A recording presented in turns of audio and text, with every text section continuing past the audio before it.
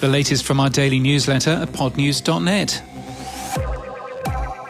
Edison Research unveiled their latest US Top 50 podcast list by audience size. The Joe Rogan Experience is still number one. Call Her Daddy has climbed, even though it became a Spotify exclusive in the last quarter. And Serial has also climbed a place, in spite of not releasing an episode since 2018. You'll find the full list linked in our show notes and our newsletter today. For the first time, the Black Podcast Listener Report was also released by Edison Research. 36% of Black Americans listen to podcasts every month.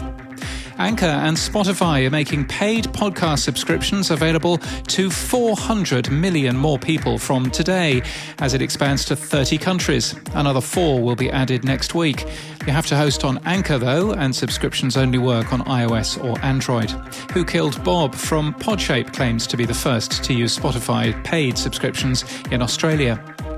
You can now buy podcast ads on Spotify with the launch of podcast ads in the self-service Spotify Ad Studio.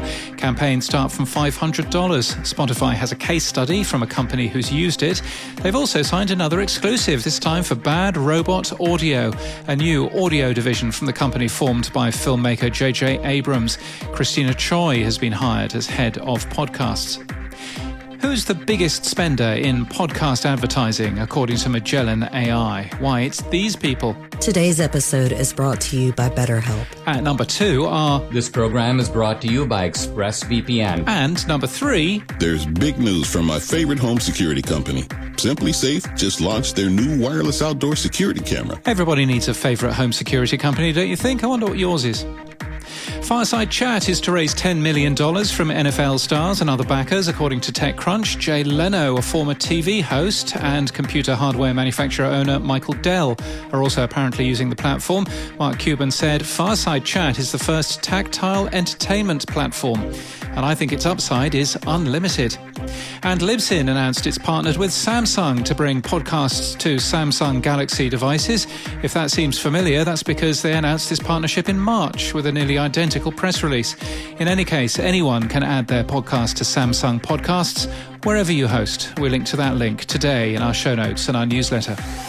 And in podcast news, Toronto's Random Order podcast has signed with Acast. The comedy show from Jay and Trey Richards will also celebrate its 100th episode in the next few weeks.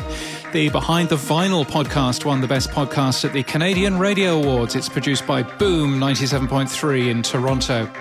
2 newspapers in Australia, the Sydney Morning Herald and The Age, have launched Futurepreneur, designed to give listeners an insight into leading business minds and how they see the economy and entrepreneurship in the country. It launched today.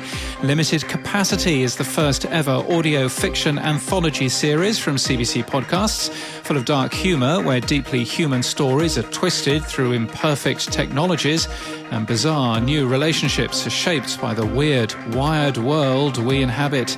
And today, Slate launches a new season of 1 Year, which this time focuses on 1995, a year where homegrown terrorists attacked Oklahoma City, a year where the country's technological future began to emerge, and when a bilingual pop song took over nightclubs and wormed its way into our brains. Oh, Macarena. And that's the latest from our newsletter. For all the links, we're at podnews.net.